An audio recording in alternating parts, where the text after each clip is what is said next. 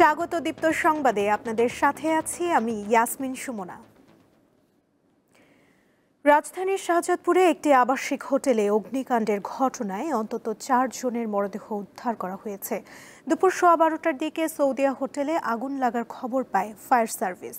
দ্রুত ঘটনাস্থলে পৌঁছে আগুন নেভানোর কাজ শুরু করে তারা। 6তলা ভবনটির দ্বিতীয় তলা থেকে আগুনের সূত্রপাত হয়। নিহতদের সবার মরদেহ 6তলা থেকে উদ্ধার করেন দমকলের কর্মীরা।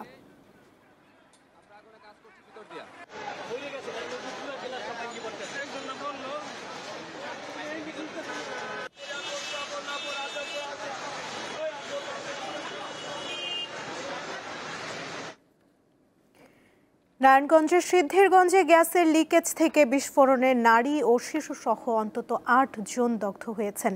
সিদ্ধিরগঞ্জের 2 নং ঢাকেশ্বরী এলাকায় ভোরে এই দুর্ঘটনা ঘটে। দগ্ধরা হলেন সোহাগ রূপালী দম্পতি ও তাদের 1.5 বছরের শিশু সুমাইয়া এবং আরেক পরিবারের সদস্য লাকি, তার স্বামী হান্নান ও তাদের সন্তান জান্নাত, সামিয়া ও সাব্বির। তাদেরকে জাতীয় বার্ন ও প্লাস্টিক সার্জারি ইনস্টিটিউটে ভর্তি করা হয়েছে। এর মধ্যে শিশু সুমাইয়ার অবস্থা আশঙ্কাজনক। ফায়ার সার্ভিস জানায় দুর্ঘটনা কবলিত ঘরগুলোর ফ্লোরের নিচে গ্যাসের লাইন রয়েছে, সেখান থেকে লিকেজ হয়ে গ্যাস ঘরে জমা হয়। রাতে যে কোনোভাবে তা আগুনের সংস্পর্শে আসলে বিস্ফোরণ ঘটে। এই গ্যাস লিকেজ হয়ে পুরো রুমের ভিতরে গ্যাস চেম্বার হয়েছিল। যে কোনো কারণে আগুনের স্পার্ক যখনই পাইছে, পাওয়ার সাথে সাথে এটা বিস্ফোরণ ঘটছে। আমরা যেটা দেখেছি যে পাশে 2টা রুম, একটাতে 5 জন ছিল, একটাতে 3 জন ছিল। 8 জনাই এখানে দগ্ধ হয়েছে। তারা সবাই বার্ন ইউনিটে ঢাকাতে তারা চিকিৎসাধীন আছে। দেশে অপরাধের পরিমাণ মোটেই বাড়েনি বলে মন্তব্য করেছেন প্রধান উপদেষ্টা ডক্টর মোহাম্মদ ইউনূস। বিবিসি বাংলাকে দেয়া সাক্ষাৎকারে তিনি জানান, সরকার আইন শৃঙ্খলা উন্নয়নে কাজ করছে। আপনিও জানেন, আমিও জানি, প্রথম দিকে সমস্যা ছিল যে পুলিশ বাহিনী যাকে দিয়ে আমরা কাজ করাচ্ছিলাম তারা ভয়ে রাস্তায় নামছিল না, কারণ 2 দিন আগে তারা এদেরকে গুলি করেছে। কাজে মানুষ দেখলেই সে ভয় পায়। কাজে তাকে ঠিক করতে করতে আমাদের কয়েক মাস চলে গেছে। এখন মোটামুটি ঠিক হয়ে গেছে, আবার নিয়ম শৃঙ্খলার দিকে আমরা রওনা হয়েছি, কাজ করতে থাকবো। জিয়া চ্যারিটেবল ট্রাস্ট দুর্নীতি মামলায় বিএনপির চেয়ারপারসন খালেদা জিয়াকে খালাস দিয়ে হাইকোর্টের দেয়ার রায় বহাল রেখেছে আপিল বিভাগ। হাইকোর্টের রায়ের বিরুদ্ধে রাষ্ট্র ও দুর্নীতি দমন কমিশনের লিভ টু আপিল আবেদন সোমবার খারিজ করে দেন আপিল বিভাগ। এর আগে গত বছরের 27 নভেম্বর এ মামলায় খালেদা জিয়াকে খালাস দেন হাইকোর্ট। খালেদা জিয়া ছাড়াও এ মামলায় সাজা হওয়া অন্য 2 জনকেও খালাস দেওয়া হয়। মামলার অন্য আসামিরা হলেন খালেদা জিয়ার তৎকালীন রাজনৈতিক সচিব প্রয়াত হারিস চৌধুরীর তৎকালীন একান্ত সচিব জিয়াউল ইসলাম মুন্না এবং ঢাকা সিটি কর্পোরেশনের সাবেক মেয়র সাদিক হোসেন খোকার একান্ত সচিব মনিরুল ইসলাম খান।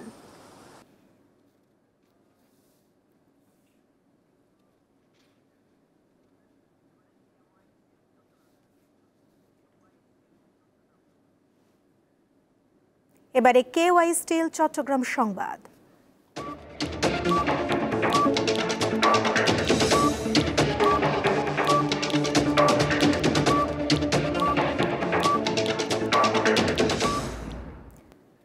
চট্টগ্রাম নগরীতে ছুরিকাঘাতে এক ব্যক্তি নিহত হয়েছেন। গত রাত 12টার দিকে নগরীর জেল রোডের আমানত শাহ মাজার এলাকায় এ ঘটনা ঘটে।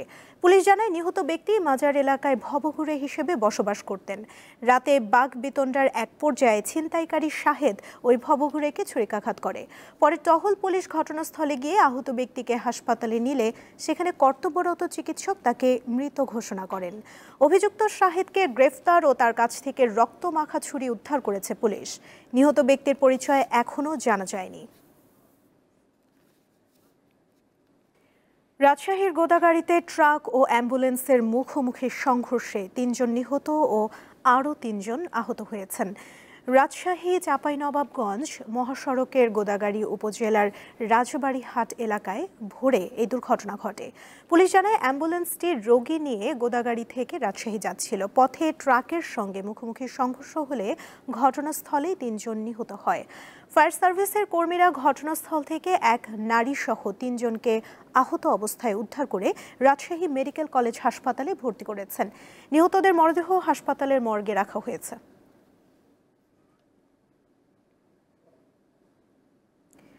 ছাত্র জনতার আন্দোলনের পর থেকেই নষ্ট হয়ে পড়ে আছে রাজশাহী মহানগরীর 450 সিসি ক্যামেরা। এতে ব্যাহত হচ্ছে নজরদারি, ফলে হুমকিতে আছে জননিরাপত্তা। দ্রুত সিসি ক্যামেরা বসানোর উদ্যোগ নিয়েছে রাজশাহী মেট্রোপলিটন পুলিশ। অপরাধ দমন ও অপরাধী শনাক্তে রাজশাহী মহানগর জুড়ে 2021 সালে 4.5 শতাধিক সিসি ক্যামেরা লাগায় রাজশাহী মেট্রোপলিটন পুলিশ। মহানগরীর প্রবেশদ্বার এবং মোড়ে মোড়ে স্থাপন করা হয়েছিল উচ্চ ক্ষমতা সম্পন্ন সিসি ক্যামেরা। এসব ক্যামেরা সার্বক্ষণিক পর্যবেক্ষণে রাজশাহী মহানগর পুলিশ স্থাপন করেছিল সাইবার কমান্ড কন্ট্রোল সেন্টার। নগরবাসীর কাছে পুলিশের এসব কর্মকাণ্ড ব্যাপক প্রশংসা পায়। কিন্তু জুলাই বিপ্লবের সময় নষ্ট হয়ে যায় সকল CC camera. Cyber crime unit ভবনেও ভাঙচুর করা হয়। 16টি বড় মনিটর, 6টি ল্যাপটপ, 6টি ডেস্কটপ, 3টি প্রজেক্টর, 8টি প্রিন্টার ও 2টি ডিজিটাল ক্যামেরা সহ অন্যান্য ইলেকট্রনিক ডিভাইস এবং যাবতীয় যন্ত্রাংশ পুড়িয়ে ফেলা হয়। ফলে বন্ধ হয়ে যায় পুরো সাইবার ক্রাইম ইউনিটের কার্যক্রম। এরপর থেকেই মহানগরীতে ছিনতাই সহ বিভিন্ন অপরাধ বেড়েছে আশঙ্কাজনকভাবে। কিছু বহিরাগত এসে বিভিন্ন কর্মকাণ্ড চালিয়ে যাচ্ছে, চুরি করছে, ছিনতাই করছে, ডাকাতি করছে, হয়রানিমূলক কর্মকাণ্ডের সঙ্গেও তারা জড়িত হয়ে যাচ্ছে। বিশেষ কি কারণে? এই সিসিটিভিটা না থাকার কারণে। রাজশাহীটা আসলে নিরাপত্তাহীনতায় ভুগছে, টু বি ভেরি অনেস্ট। এটা খুবই গুরুত্বপূর্ণ ভূমিকা রেখেছে বিগত দিনে। এখন হয়তো অকাজ অবস্থায় পড়ে আছে। আমরা আশা করি খুব দ্রুত এগুলা মেরামত করা হোক। সাইবার ক্রাইম ইউনিট পুনর্গঠন সহ সিসি ক্যামেরা শিগগিরই ঠিক করা হবে বলে জানিয়েছে পুলিশ। সাইবার ইউনিটটাকে আমরা আবার পুনর্গঠন মোটামুটি করছি। আমাদের কিছু নিজস্ব লজিস্টিক দিয়ে আমরা এটা চালাচ্ছি এবং তারা মোটামুটি কাজ করছে। আমরা পর্যায়ক্রমে আমরা মহানগরের সড়কগুলোতে আমরা সিসিটিভির বিষয়টা নিয়ে আমরা চিন্তা করতেছি। আমরা সিটি কর্পোরেশন সহযোগিতা চেয়েছি, ওনারা চেষ্টা করতেছে। নগর পরিকল্পনাবিদদের মতে একটি শহর তখনই নিরাপদ হবে যখন পুরো শহর নজরদারিতে আনা সম্ভব হবে। একটা সিটি তখনই সিকিউর হবে যখন আমি এরকম একটা পুরো সার্ভেইলেন্সের মধ্যে নিয়ে আসতে পারবো each and every corner of the city. তখন আমি বলতে পারবো না, এই সিটিটা আমার সিকিউর। আমার সিটিজেনরা যে কোনো মুহূর্তে নির্দ্বিধায় নির্ভয়ে তারা সিটিতে ঘোরাফেরা করতে পারবে, চলাফেরা করতে পারবে। দ্রুত এসব সিসি ক্যামেরা কার্যকর করার দাবি স্থানীয়দের। দীপ্ত বার্তা কক্ষ। গাছের সুরক্ষায় বন বিভাগের নেয়া পেরেক উত্তোলন কর্মসূচিতে সহায়তা করছে ব্র্যাক ব্যাংক। এর আওতায় দেশের 10টি জেলায় গাছ থেকে পেরেক তোলা হয়।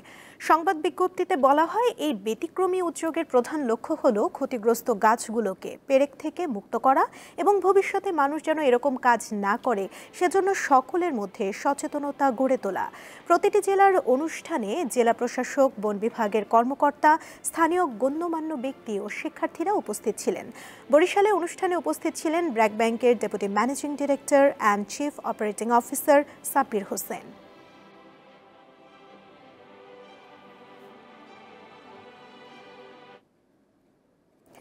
রমজান মাসের শুরু থেকে গাজা উপত্যকায় সব ধরনের ত্রাণ ও পণ্যের প্রবেশ বন্ধ রেখেছে ইসরায়েল। এ ঘটনায় ইসরায়েলের তীব্র নিন্দা জানিয়েছে বেশ কয়েকটি আরব দেশ ও জাতিসংঘ। গাজায় সকল ত্রাণবাহী ট্রাকের প্রবেশ বন্ধে এরই মধ্যে সীমান্তে অতিরিক্ত সেনা মোতায়েন করেছে ইসরায়েল। এমন পদক্ষেপকে যুদ্ধবিরতি চুক্তির লঙ্ঘন ও মানবতা বিরোধী অপরাধ বলে উল্লেখ করেছে মিশর ও কাতার সহ অন্যান্য মুসলিম দেশগুলো। ইসরায়েল বলছে, হামাস যদি যুদ্ধবিরতির প্রথম পর্ব দীর্ঘায়িত করার প্রস্তাবে রাজি না হয় তাহলে আরও খারাপ পরিণতির মুখে পড়তে হবে। তবে হামাসের অভিযোগ, ইসরায়েল বর্তমান যুদ্ধবিরতি চুক্তি ভাঙলের চেষ্টা করছে।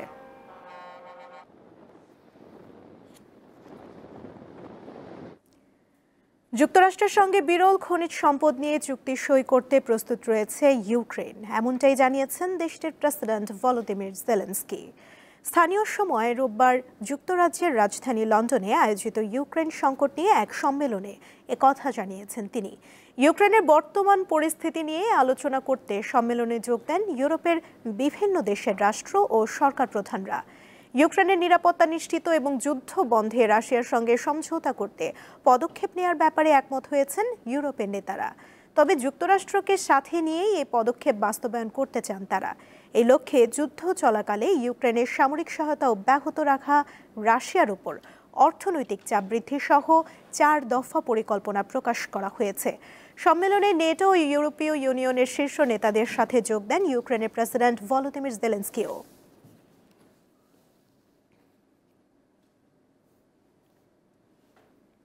চলতি বছর ৯৭তম একাডেমি অ্যাওয়ার্ডসে সেরা ছবির পুরস্কার পেয়েছে অ্যানোরা, আর সেরা অভিনেতার পুরস্কার জিতেছেন অ্যাড্রিয়ান ব্রডি। দ্য ব্রুটালিস্ট সিনেমায় অভিনয়ের জন্য এই পুরস্কার পান তিনি। অ্যানোরার শিল্পী মাইক ম্যাডিসন সেরা অভিনেত্রীর পুরস্কার অর্জন করেন। ভোরে লস অ্যাঞ্জেলেসের ডলবি থিয়েটারে আয়োজন করা হয় এবারের অস্কার অনুষ্ঠানের। এতে পার্শ্ব চরিত্রের সেরা অভিনেতার পুরস্কার জিতেছেন কিরান কালকিন, পার্শ্ব চরিত্রের সেরা অভিনেত্রী হয়েছেন জয়ী সালডানা। এছাড়া অ্যানোরা সিনেমার জন্য সেরা পরিচালকের পুরস্কার পেয়েছেন সিন বেকার। এবারে খেলার খবর। ৮ দলের চ্যাম্পিয়ন্স ট্রফির মিশনে টিকে আছে 4টি। ভারত ও নিউজিল্যান্ডের সাথে যোগ দিয়েছে সাউথ আফ্রিকা ও অস্ট্রেলিয়া। বাদ পড়েছে ইংল্যান্ড, স্বাগতিক পাকিস্তান, বাংলাদেশ আর চমক জাগানিয়া আফগানিস্তান। হাইব্রিড মডেলের এবারের আসর নিয়ে শুরু থেকে চরম উত্তেজনা। সেই উত্তেজনাকে পাশ কাটিয়ে এখন সেমিফাইনালের লড়াইয়ের অপেক্ষা, যেখানে প্রথম সেমিফাইনালে ভারত লড়বে অস্ট্রেলিয়ার বিপক্ষে আর সাউথ আফ্রিকার প্রতিপক্ষ নিউজিল্যান্ড। তবে এবারের আসরে আলোচনার কেন্দ্রে রয়েছে বৃষ্টি। এরই মধ্যে বৃষ্টিতে ভেস্তে গেছে 3টি ম্যাচ। বাংলাদেশ স্বাগতিক পাকিস্তান ও নিউজিল্যান্ডকে হারিয়ে গ্রুপ চ্যাম্পিয়ন হয়েই সেমিফাইনালে ওঠে ভারত। এবারের আসরে রোহিত কোহলিদের প্রতিটি ম্যাচই হচ্ছে দুবাই আন্তর্জাতিক স্টেডিয়ামে। তারা ফাইনালে উঠলে সেখানেই হবে শিরোপা নির্ধারণীয় ম্যাচটি। 4 মার্চ হতে যাওয়া সেমিফাইনালের ম্যাচটিতে তাদের প্রতিপক্ষ অস্ট্রেলিয়া। ইংল্যান্ডের রেকর্ড গড়া রান টপকে জয়ের দেখা পাওয়া অজিরা বৃষ্টির কারণে সাউথ আফ্রিকা আর আফগানিস্তানের সাথে পয়েন্ট ভাগাভাগি করে। 5 মার্চ দ্বিতীয় সেমিফাইনালটি হবে লাহোরের গাদ্দাফি স্টেডিয়ামে, যেখানে মুখোমুখি হবে নিউজিল্যান্ড আর সাউথ আফ্রিকা। পাকিস্তান আর বাংলাদেশকে হারিয়ে গ্রুপ রানার আপ হয়ে সেমিতে নাম লেখায় কিউইরা। অন্যদিকে সাউথ আফ্রিকা ইংল্যান্ড আর আফগানিস্তানকে হারিয়ে সেমিতে ওঠে। লাহোরে বৃষ্টির সংখ্যা আছে সেমিফাইনালেও। বড় অঘটনের জন্ম দিয়েছে ইংল্যান্ড। বি গ্রুপে কোনো ম্যাচ জিততে পারেনি বাটলার বাহিনী। এই আসর দিয়ে ওয়ানডেতে অধিনায়কত্ব ছেড়েছেন জশ বাটলার। স্বাগতিক পাকিস্তান ও বাংলাদেশ 1 পয়েন্ট করে পেলেও প্রথমবার চ্যাম্পিয়ন্স ট্রফি খেলা আফগানিস্তান ইংলিশদের হারিয়ে চমক দেখায়। ঈশান হাসান, দীপ্ত স্পোর্টস। এই ছিল এখনকার মতো। পরবর্তী সংবাদ দুপুর 3টায় দেখার আমন্ত্রণ রইল। এছাড়া আরও তথ্য এবং বিনোদন জগতের নানা খবর পেতে যুক্ত থাকুন দীপ্ত ডিজিটাল প্ল্যাটফর্মের সাথে। ধন্যবাদ সবাইকে।